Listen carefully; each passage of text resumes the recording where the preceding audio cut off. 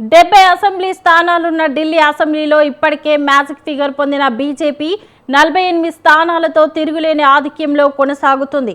Aam Aadmi party కేవలం 22 స్థానాల్లో మాత్రమే సత్తా చాటింది. ఇక కాంగ్రెస్ పార్టీ ఖాతా కూడా తెరవకపోవడం హస్తం శ్రేణుల్ని తీవ్రంగా నిరాశపరిచింది. ఇక ఇదే అంశంపై మరింత సమాచారం మా ప్రతినిధి సవీన్ లైవ్ ద్వారా అందిస్తారు. చెప్పండి సవీన్. ఢిల్లీ అసెంబ్లీ ఎన్నికలపై దేశవ్యాప్తంగా అందరి అంచనాలను తలకిందులు చేస్తూ బీజేపీ అధికారానికి చేరువైంది. ముఖ్యంగా గత కొన్నేళ్లుగా 2014 నుంచి వరుసగా 3 సార్లు కేంద్రంలో బీజేపీ అధికారంలోకి వచ్చిన ఢిల్లీ అసెంబ్లీ మాత్రం అంటే ఢిల్లీ రాష్ట్రానికి సంబంధించి బీజేపీ దాదాపు 27 ఏళ్లుగా ఢిల్లీ అసెంబ్లీ స్థానాన్ని బీజేపీ కైవసం చేసుకోలేదు. దీంతో ఈసారి బీజేపీ జాతీయ నాయకత్వం పూర్తి స్థాయిలో దృష్టి కేంద్రీకరించింది. మోడీతో పాటు కేంద్ర హోంశాఖ మంత్రి అమిత్ షా, బీజేపీ జాతీయ అధ్యక్షుడు జేపీ నడ్డాతో పాటు బీజేపీ పాలిత రాష్ట్రాల ముఖ్యమంత్రులతో పాటు బీజేపీ జాతీయ నాయకత్వం మొత్తం ఢిల్లీ అసెంబ్లీ స్థానంపైన దృష్టి కేంద్రీకరించి పనిచేశారు. దాదాపుగా సంవత్సరం క్రితం నుంచే బీజేపీ గ్రౌండ్ వర్క్ను ప్రారంభించిందని మనం చెప్పుకోవచ్చు. ముఖ్యంగా ఆమ్ ఆద్మీ పార్టీకి సంబంధించిన సీనియర్ నేతలను బీజేపీలో చేర్చుకోవడంతో పాటు ఆమ్ ఆద్మీ పార్టీ అవినీతిలో కూరుకుపోయింది. ఢిల్లీ లిక్కర్ స్కామ్ ఎప్పుడైతే వెలుగులోకి వచ్చిందో దాంట్లో ముఖ్యమంత్రి ఆమ్ ఆద్మీ పార్టీ అధినేత అరవింద్ కేజ్రీవాల్ను ఇరికించడంతో పాటు సిబిఐ ఈడీ విచారణలకు అరవింద్ కేజ్రీవాల్ ఎదుర్కోవడంతో పాటు అరవింద్ కేజ్రీవాల్ అరెస్ట్ అయి బయటకు వచ్చారు. ఆ తర్వాత ముఖ్యమంత్రి పదవికి రాజీనామా చేసి అతిషికి ముఖ్యమంత్రి పదవిని అప్పగించాల్సిన పరిస్థితి అనివార్యత ఆమ్ ఆద్మీ పార్టీకి ఏర్పడింది. దీంతో ఆమ్ ఆద్మీ పార్టీ ఈసారి జరిగే అసెంబ్లీ ఎన్నికల్లో నైతికంగా ఓటమి ఒప్పుకున్నట్లు అయిందని రాజకీయ విశ్లేషకులు అభిప్రాయపడుతున్న పరిస్థితి మనకు కనపడుతుంది. ముఖ్యంగా మొత్తం 70 అసెంబ్లీ స్థానాలకు గాను 36 అసెంబ్లీ స్థానాలు వస్తే ఏ రాజకీయ పార్టీకి వస్తే ఆ పార్టీ ఢిల్లీ అసెంబ్లీ స్థానాన్ని కైవసం చేసుకుంటుంది. ఇప్పుడు దాదాపు 48 అసెంబ్లీ స్థానాల్లో బీజేపీ ఆధిక్యత కనబరుస్తోంది. ఇప్పటికే 25 అసెంబ్లీ స్థానాల్లో విజయం సాధించగా 23 అసెంబ్లీ స్థానాల్లో బీజేపీ ఆధిక్యత కనబరుస్తోంది. ఇక ఆమ్ ఆద్మీ పార్టీ ఇప్పటివరకు ఢిల్లీలో వరుసగా 3 సార్లు అధికార పీఠాన్ని చేజెక్కించుకున్న ఆమ్ ఆద్మీ పార్టీ 22 స్థానాల్లో ఆధిక్యంలో కొనసాగుతోంది. ఇందులో 13 అసెంబ్లీ స్థానాల్లో విజయం సాధించగా 9 అసెంబ్లీ స్థానాల్లో ఆమ్ ఆద్మీ పార్టీ అభ్యర్థులు లీడ్లో కొనసాగుతున్న పరిస్థితి మనకు కనపడుతోంది. ముఖ్యంగా బీజేపీ ఇప్పటికే విజయం ఖాయం చేసుకోవడంతో ముఖ్యమంత్రి అభ్యర్థి ముఖ్యమంత్రి ఎవరవుతారనేది ఇక్కడ ప్రధాన అంశంగా మరో అంశం తెరపైకి వచ్చిందని చెప్పుకోవచ్చు. దాదాపు 27 ఏళ్ల తర్వాత ఢిల్లీలో బీజేపీ ప్రభుత్వాన్ని ఏర్పాటు చేస్తోంది కనుక బీజేపీ జాతీయ నాయకత్వానికి బీజేపీ పార్టీకి నమ్మకమైన వ్యక్తికే ముఖ్యమంత్రి పదవి కట్టబెడతారంటూ పెద్ద ఎత్తున రాజకీయ వర్గాల్లో చర్చ జరుగుతోంది. ముందుగా పరవేష్ వర్మ పేరు తెరపైకి వచ్చింది. న్యూఢిల్లీ అసెంబ్లీ స్థానం నుంచి ఆమ్ ఆద్మీ పార్టీ అధినేత ఢిల్లీ మాజీ ముఖ్యమంత్రి అరవింద్ కేజ్రీవాల్ను 3182 ఓట్ల మెజారిటీతో పరవేష్ వర్మ ఓడించారు. పరవేష్ వర్మ 3182 ఓట్ల మెజారిటీతో బీజేపీ అభ్యర్థిగా అక్కడే విజయం సాధించారు. ప్రస్తుతం ఢిల్లీ వెస్ట్ లోక్సభ ఎంపీగా పరవేష్ వర్మ కొనసాగుతున్నారు. బీజేపీలో సీనియర్ నేతగా పరవేష్ వర్మ ఉన్నారు. పరవేష్ వర్మ తండ్రి సాహిబ్ సింగ్ వర్మ గతంలో బీజేపీ ఢిల్లీ ముఖ్యమంత్రిగా పనిచేశారు. బీజేపీలో మొదటి నుంచి ఉన్న నేత కావడంతో ఆయనకు బీజేపీ ముఖ్యమంత్రి అధిష్టానం ముఖ్యమంత్రిగా అవకాశం కల్పిస్తుందనే ప్రచారం పెద్ద ఎత్తున జరుగుతోంది. ఇప్పటికే ఢిల్లీలో కేంద్ర హోంశాఖ మంత్రి బీజేపీ వ్యూహకర్తగా ఉన్నటువంటి అమిత్ షాతో ఆయన భేటీ అయ్యారు. ఢిల్లీలో బీజేపీ అధికారంలోకి వచ్చిన క్రమంలో ప్రభుత్వ ఏర్పాటుకు సంబంధించి పరవేష్ వర్మ అమిత్ షాతో చర్చించినట్లుగా ప్రచారం జరుగుతోంది. మరో పేరు బన్సూరి స్వరాజ్, ఢిల్లీ మాజీ ముఖ్యమంత్రి, లోక్సభ మాజీ ప్రతిపక్ష నేతగా బీజేపీ జాతీయ రాజకీయాల్లో కీలకంగా ఉన్నటువంటి దివంగత సుష్మా స్వరాజ్ కూతురు బన్సూరి స్వరాజ్ ఆమె ప్రస్తుతం న్యూఢిల్లీ ఎంపీగా ఉన్నారు. ఆమె పేరు కూడా ప్రముఖంగా తెరపైకి వచ్చింది. ఆమెకు బీజేపీ అధిష్టానం ముఖ్యమంత్రి అభ్యర్థిగా మహిళా కోటాలో అవకాశం ఇస్తుందనే చర్చ కూడా పెద్ద ఎత్తున జరుగుతుంది. ఇక హరీష్ ఖురానా మోతీనగర్ నుంచి బీజేపీ ఎమ్మెల్యే అభ్యర్థిగా విజయం సాధించారు. మదన్ లాల్ ఖురానా తనయుడిగా హరీష్ ఖురానా ఉన్నారు. 1993 నుంచి 96 వరకు బీజేపీ ముఖ్యమంత్రిగా హరీష్ ఖురానా తండ్రి మదన్ లాల్ ఖురానా పనిచేశారు. కాబట్టి ఆయనకు కూడా బీజేపీ జాతీయ నాయకత్వం ముఖ్యమంత్రిగా అవకాశం కల్పిస్తుందనే చర్చ మాత్రం పెద్ద ఎత్తున బీజేపీ వర్గాల్లో బీజేపీ ఢిల్లీ వర్గాల్లో ప్రచారం జరుగుతుందని చెప్పుకోవచ్చు. ఇప్పుడు బీజేపీ కేంద్రంలో అధికారంలో ఉంది. ముఖ్యంగా డబుల్ ఇంజన్ నినాదాన్ని వినిపించింది. 27 ఏళ్ల తర్వాత బీజేపీ అసెంబ్లీ పీఠాన్ని కైవసం చేసుకుంది. ముఖ్యంగా 2013లో ఆమ్ ఆద్మీ పార్టీ గెలిచింది. 2 ఏళ్ల పాటు అధికారంలో ఉంది. కాంగ్రెస్ పార్టీ మద్దతు అప్పుడు ప్రభుత్వాన్ని ఏర్పాటు చేసింది. 2015, 2020 థంపింగ్ మెజార్టీతో ఆమ్ ఆద్మీ పార్టీ విజయాన్ని నమోదు చేసింది. అరవింద్ కేజ్రీవాల్ ముఖ్యమంత్రి అయ్యారు. ఆ తర్వాత పంజాబ్లోనూ ఆమ్ ఆద్మీ పార్టీ అధికారంలోకి రాగలిగింది. గుజరాత్లో పోటీ చేశారు, గోవాలో పోటీ చేశారు, హర్యానాలో పోటీ చేశారు. దేశవ్యాప్తంగా ఆమ్ ఆద్మీ పార్టీ విస్తరించడానికి ఢిల్లీ గెలుపు అనేది ఆమ్ ఆద్మీ పార్టీకి కీలకంగా మారింది.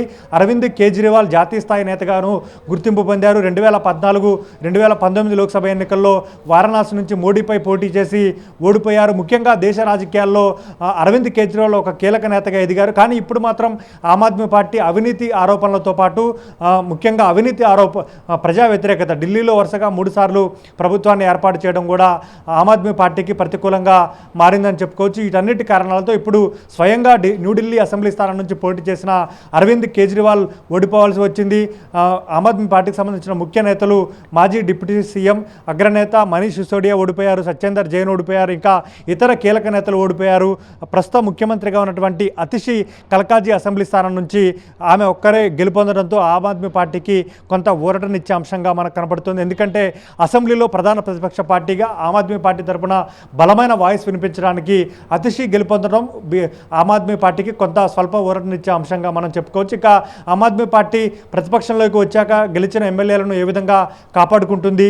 బీజేపీ కేంద్రంలో అధికారంలో ఉంది, ఢిల్లీలో అధికారంలోకి వచ్చింది కాబట్టి ఆమ్ ఆద్మీ పార్టీ ఎమ్మెల్యేలు ఆ పార్టీలోనే కొనసాగుతారా, లేకపోతే ఆపరేషన్ ఆకర్షకు తలొగ్గి బీజేపీలో చేరతారా అనేది ఇక్కడ ప్రధాన అంశంగా మారింది. ఇక ఢిల్లీలో ఎప్పుడైతే ఫలితాలు వెలువడుతున్నాయో బీజేపీ గెలుపొందుతుందన్న వార్త తర్వాత లెఫ్టినెంట్ గవర్నర్ ఒక కీలకమైన ప్రకటన విడుదల చేశారు.